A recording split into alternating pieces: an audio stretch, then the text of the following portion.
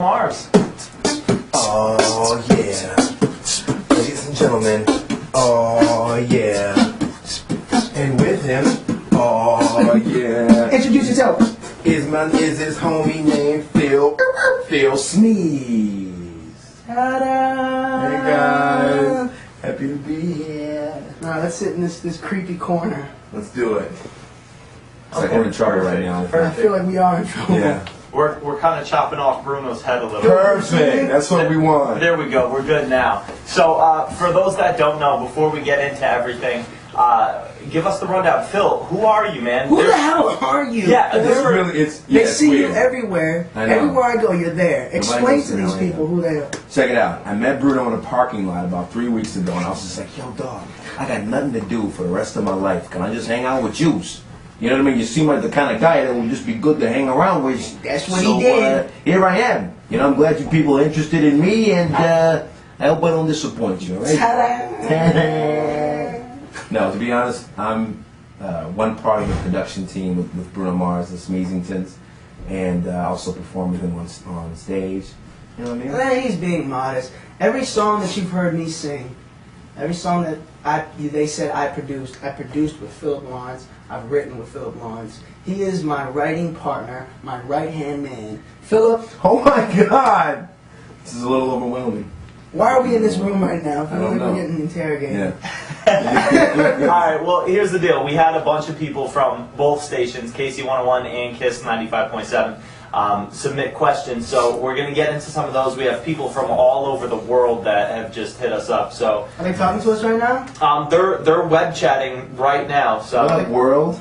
all right. The first question is from Anna in Nottingham, New Hampshire. And aside from your music, Bruno, what has been your greatest achievement so far? Aside from my music, what has been my greatest achievement? Good question. Graduating school. Okay.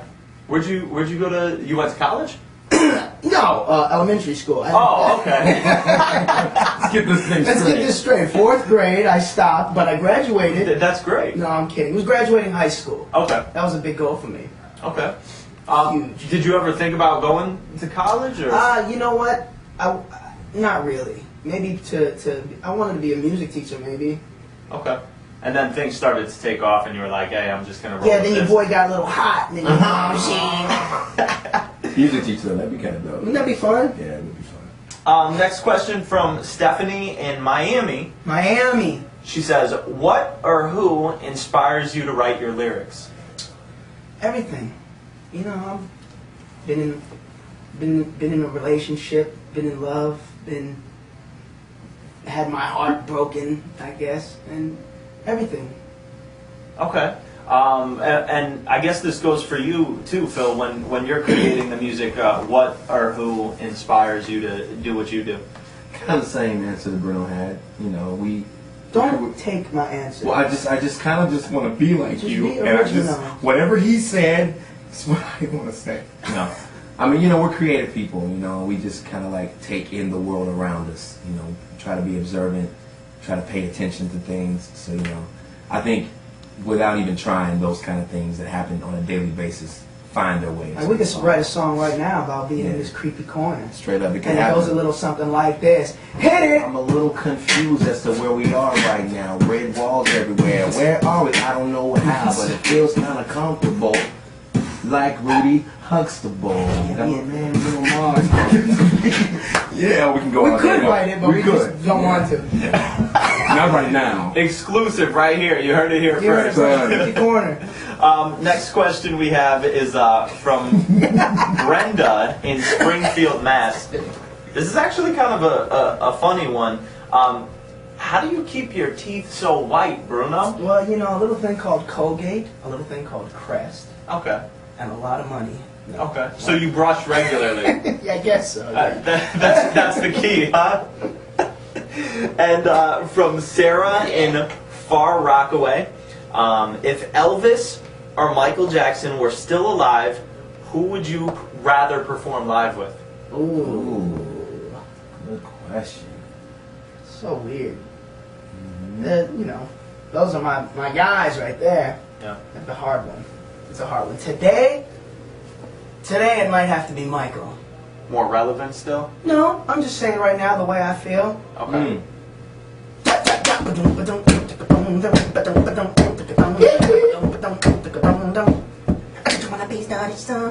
That happened. Straight up. Definitely Michael, man. And since Sarah asked that question, it seems like she did a research on you. Something a lot of people don't know is you were actually what the youngest. Was it the youngest? The illest, I like to say. But Yeah. keep going. The youngest, illest, Craziest Elvis impersonator. 4 years old. Straight up 4 years old in an Elvis suit. Look at me now. Now I'm saying made it. No more rhinestones, we good.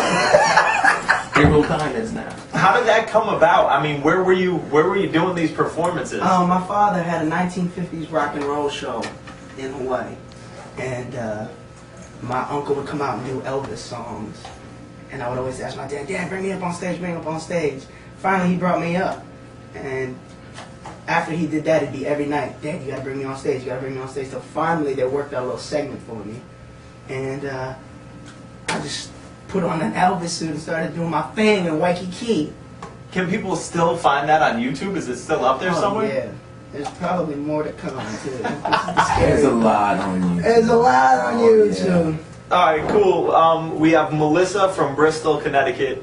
She What said, up, Melissa? What up, Melissa? "Say hi, Melissa.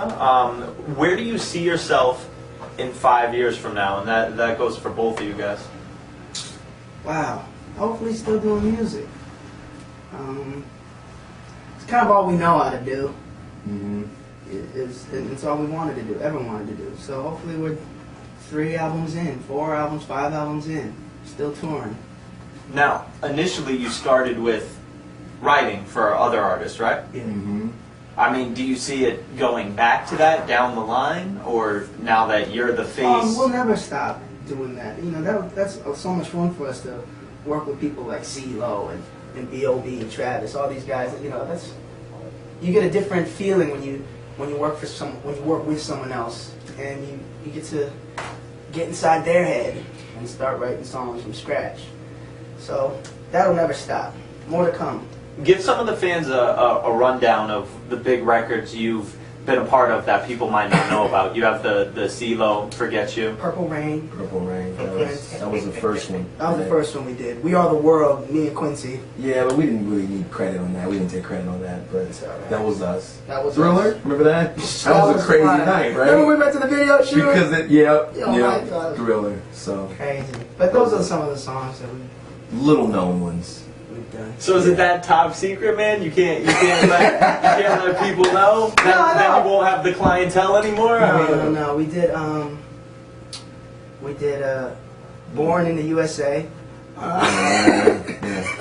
of puts Springsteen. Macho Man for the Village People. Well, wow, you said that. I had You to usually don't say mention it. that in interviews. That's No, okay. the first one was Right Round for Flow Rider. That's the one that took off. But Put us on the map. Yeah, but we written for Natasha Bedingfield, Brandy, Adam Levine. Did some records with Sean Kingston. Yeah, Travis McCoy, obviously.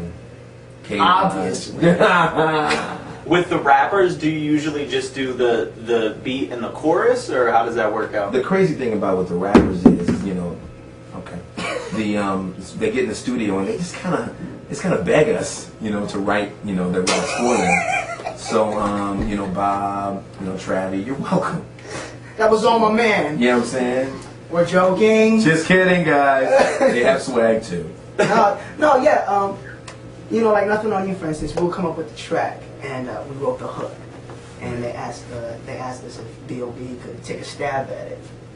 We said absolutely. So Bob, I'll tell you the story. Bob comes to the studio, he starts listening to the track, no pen, no paper, walks into the booth, and basically freestyled these verses and put them together in his head. So those verses you hear is, you know, B.O.B. all day.